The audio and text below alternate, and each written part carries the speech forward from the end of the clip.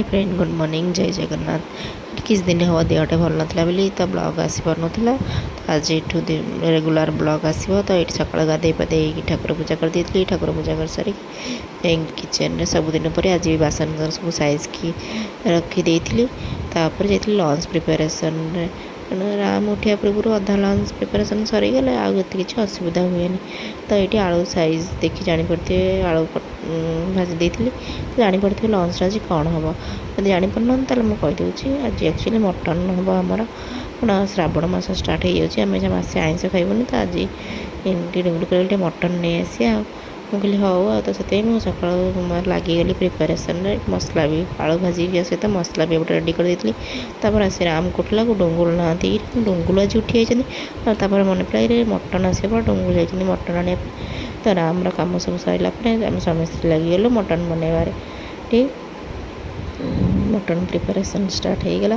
तो डुंगुल सपोर्ट करूँ मटन तो मुझे तुम काकुड़ टमाटर जो आनी मुझे साइज की रखिदिए मुझे कहीं ठीक बस तो मुझे कम लगी जाए। तो लाल लाल टमाटर को लाल लाल पाचिया रखीदे रेडी करदेली तार काकुड़ी सब नहीं फ्रिज रे रखीदे भितर आम मटन भी प्रिपेरेसन होगी रेडी होगा। देखुना तो यमी देखा जाऊनी पूरा लुक्स देखिए पूरा यमी यमी मटन तापर रेडी होगा। तो टिके ठंडा हाँवाई छाड़देलु गरम गरम तो खाई हेनी। तो भलसे गरम मसला धनिया पत्र को पूरा भलसे मिसे मसी दे ठंडा हाँवाई छाड़ी तापर बाढ़ी देलु खावाई उषुना भात को मटन ता सहित काकुड़ी सालाड आ सहित वर्षा पाग ओहो कॉम्बिनेशन तो पूरा बेस्ट कॉम्बिनेशन ना। तो ये आम बसीगलु सेपटे माँ को भी दे खाया को राम बाबू जब आम खाई शोचन तो आम खाया भिड़ सी आसी ना। तो इवनिंग टे डुंगुल जो ठंडा है तो नाली चा अदा पकई करदे माँ को क्षीर चा बन देती माँ को मुझे माँ निया तुम पी दियो।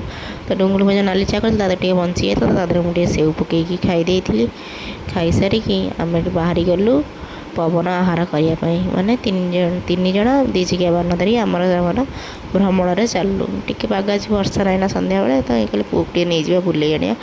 तो ये बुलाबुली कर पलि आसलु डिनर से मटन थिला। तो डुंगुल खाइले भात मु खाइली रुटी सहित लेंबू लंका पानी होता आपण मैंने देखते वीडियो केन लगला भल लगे लाइक शेयर सब्सक्राइब करिए रही जय जगन्नाथ।